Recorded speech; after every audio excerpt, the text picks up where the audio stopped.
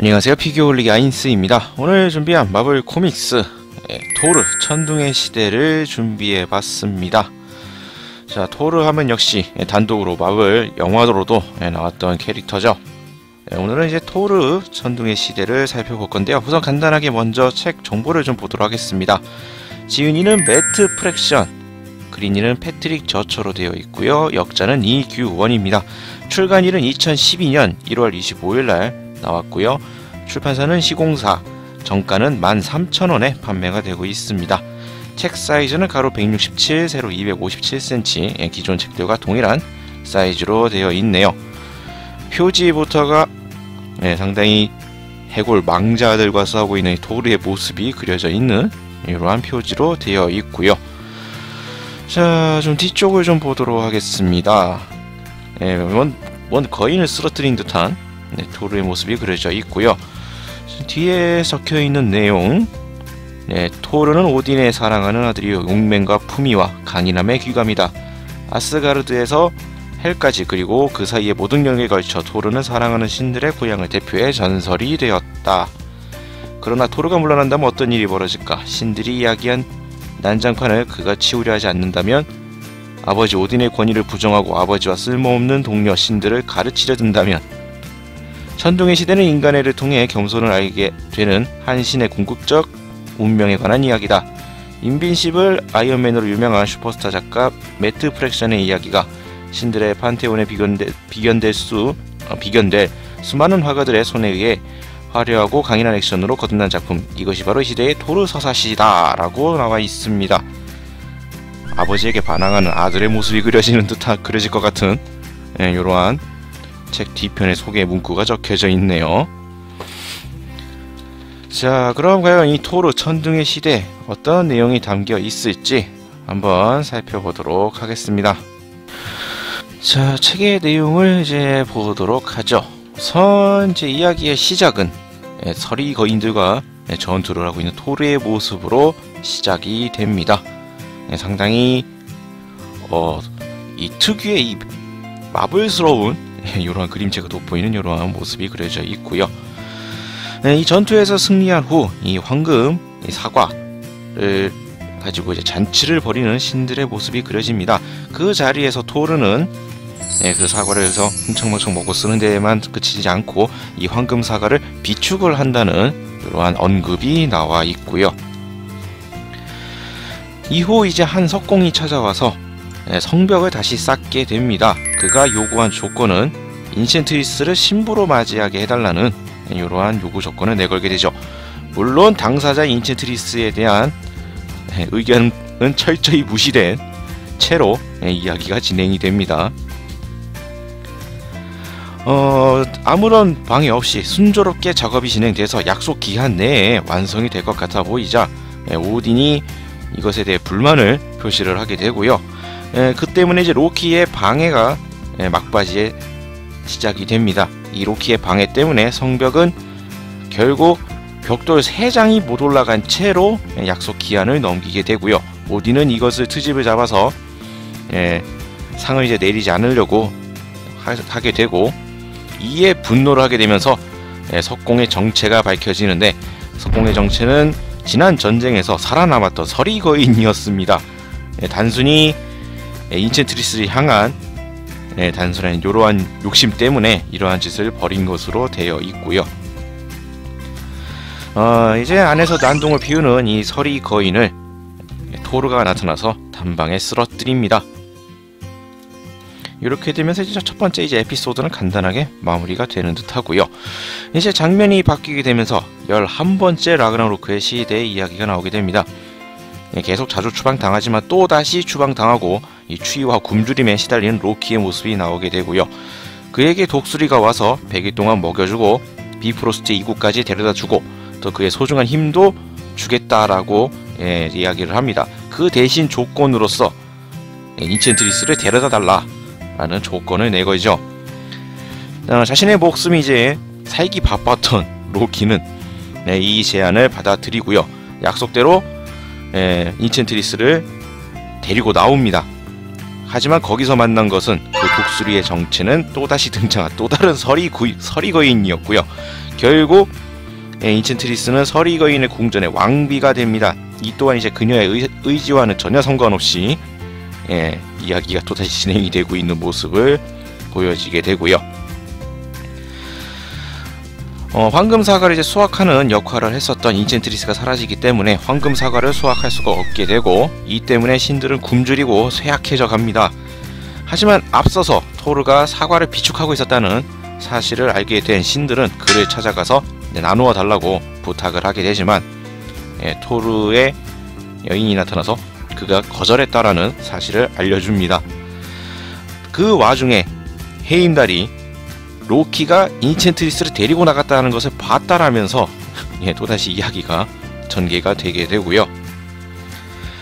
어쩔 수 없이 오딘은 이 로키에게 인첸트리스 다시 데려올 것을 명합니다. 로키는 서리궁전에 다시 숨어 들어가서 인첸트리스 데리고 빠져나오지만 마지막에 들키게 되면서 서리거인에게 쫓기게 되고요. 위기의 순간에 오딘의 부탁으로 또다시 토르가 출동해서 서리거인을 쓰러뜨리고 두 사람을 구출합니다. 그렇게 이제 그들의 귀환을 신들은 축하를 하면서 잔치가 벌어지게 되고요. 이 축하하는 잔치에 오딘은 토르에게도 참석할 것을 권유하지만 그는 지금까지도 계속 이제 시종일관 거인을 죽여왔기 때문에 잔치를 벌일 만한 일이 아니라면서 토르는 참석을 거절합니다. 이때부터 왠지 오딘은 이 토르한테 약간 불만이 있는 듯한 이러한 모습을 또 보여주게 되고요. 자, 이렇게 서리고인이 죽고 나서 서리거인의 또 딸이 분노하면서 또 혹독한 겨울이 계속되게 됩니다. 오딘은 또 이 사태에 관해서 자신이 이제 과거 서리거인의 딸에게 속았던 이야기를 해주고요. 그런 얘기를 들으면서 그녀가 싫다라는 의사를 강하게 내비칩니다.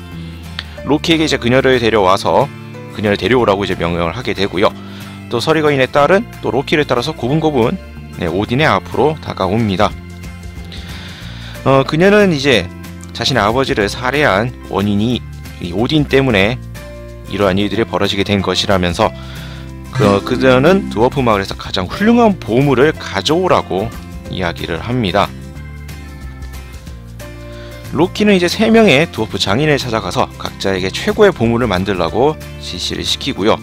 그들은 각각 때릴 때마다 금화가 9개씩 쏟아지는 팔찌, 아주 화려한 목걸이, 그리고 거인을 잡을 수 있는 브로드소드를 만들어서 옵니다. 거인을 죽일 수 있는 브로드소드라는 이야기를 듣자마자 오딘은 그 칼로 서리거인의 딸을 베어버리게 되고요. 그녀가 단칼에 죽게 되자 겨울이 끝이 납니다. 드워프들은 이제 이 일에 대한 보상으로 로키의 머리를 달라고 요청을 하게 되고요. 이 때문에 로키는 이 드워프들에게 쫓기는 신세가 됩니다. 토르가 나서서 로키를 잡아주는 바람에 또다시 로키로서는 이제 절체절명의 위기의 순간에 빠지지만 말 같지도 않는 궤변을 늘어놓으면서 어째저째 드워프들을 속여가지고 목숨을 건지게 됩니다. 돌아가는 드워프들은 같이 가져왔었지만 사용되지 않았던 나머지 보물을 다시 가지고 돌아가게 됩니다. 이제 이야기가 또 바뀌게 되면서 자, 아까 이제 봤었던 인첸트리스, 인첸트리스는 드워프들에게 자신 몸을 허락하고 그들이 만들었던 그 목걸이, 아주 아름다웠던 다른 사람들의 시선을 빼앗을 수 있는 그 목걸이를 가져오게 됩니다. 오딘은 자신에게 허락하지 않았던 이 인첸트리스가 드워프들에게 이것을 가져온 것을 보고서 그녀에게 몸을 더럽혔다라면서 그녀에게서 목걸이를 빼앗게 되고요. 이에 분노한 인첸트리스는 지상에 저주를 내립니다. 그녀의 저주 때문에 죽은 자들, 이 해골 병사들이 일어나서 움직이기 시작을 하고요. 토르는 이것을 막기 위해서 자신의 이제 군마를 이끌고 치열한 싸움을 벌이게 됩니다. 토르는 이제 인간이 만들었지만 움직이지 못하는 이 피의 거상을 자신이 직접 움직여서 이 싸움을 계속하게 되고요. 최후의 이제 해골 병사를 다 쓰러뜨린 후 돌아온 토르는 이제 처음에 약속을 하게 됐는데 인간하고 그 약속을 어기고 군마를 태워서 살리지 않고 먹어버린 인간들에게 분노를 합니다. 그리고 이제 그 사람 인간들에게 여태까지 본 적이 없었던 거대한 이제 홍수와 폭풍을 불러와서 벌을 주게 되고요. 다시 돌아온 토르는 이제 그 자신의 군마들의 유해를 모아서 마법으로 슬레이프니르를 만들게 됩니다. 원래 슬레이프니르의 전승은 이런 내용이 아니었던 걸로 기억을 하는데 여기에서 이제 이런 식으로 이야기가 전개가 되네요. 이렇게 되면서 이제 인첸트리스에 대한 저주의 사건은 이렇게 일단락이 됩니다. 또 장면이 바뀌게 되면서 오딘의 명을 받은 발키리 브륜힐다가 이제 토르와 싸움을 벌이게 되는데요. 두 사람 싸운데 두 사람이 이제 치열한 싸움 가운데 갑자기 이제 폭풍 거인이 또 이 싸움에 난입을 하게 됩니다. 두 사람은 잠시 개인의 싸움을 멈추고 이 폭풍 거인을 협력해서 쓰러뜨리게 되고요. 싸움에서 승리한 다음 이제 자축을 하는 이러한 모습도 그려집니다. 이러한 모습들을 보고 있던 오딘은 자신의 칼과 갑옷을 가져오라고 지시를 내리는 모습을 보여주면서 자신이 직접 아들과 단판을 짓겠다라는 의미심장한 대사를 날립니다. 이후 디스트로이어의 갑옷과 오딘 소드를 장착하고 토르 앞에 나선 이제 오딘의 모습이 나오게 되고요. 이렇게 해서 이제 아버지와 아들의 싸움이 시작이 됩니다. 과연 이 싸움의 결말은 어떻게 될 것인지 뒤이어지는 내용은 실제 책을 통해서 확인을 해보시길 바라겠고요. 이후에도 그 이야기, 이 에피소드의 이후 끝난 뒤에도 다양한 작화에 여러가지 토르가 나오는 각종 단편들이 또 뒤에서 추가적으로 수록이 되어 있으니까요. 이것 또한 실제 서적을 통해서 한번 직접 보시길 바라겠습니다. 다양한 작화의 토르 이 코믹스를 짤막짤막하게 볼 수 있는 이러한 구성이 뒤에 있으니까요. 그것도 봐두시는 게 좋을 것 같네요. 자, 이렇게 해서 마블 코믹스 토르 천둥의 시대를 봤습니다. 그 중에서 사람들이 많이 봤을 이제 토르 영화나 이런 것과는 조금 생소한 약간 이제 독특한 이제 토르의 모습이 약간 그려져 있는 것 같고요. 특히나 오딘과의 싸움이라든지 오딘에게 반항하는 토르의 모습이라든지 여전히 굴러댕기기 바쁜 로키의 모습이라든지 상당히 독특한 이러한 모습들을 보여주고 있습니다. 뒷편에는 아까도 말씀드렸지만 이 에피소드 이후에도 여러가지 단편들도 부속으로 되어 있기 때문에 그것까지도 함께 보시는 게 좋을 것 같고요. 자, 오늘은 이렇게 해서 토르 천둥의 시대를 살펴봤습니다. 다음 주에도 또 다른 마블 코믹스를 가지고 여러분들을 찾아뵐 거고요. 지금까지 시청해주신 분들 감사합니다. 그리고 저희 피규어릭 많은 구독 부탁드릴게요.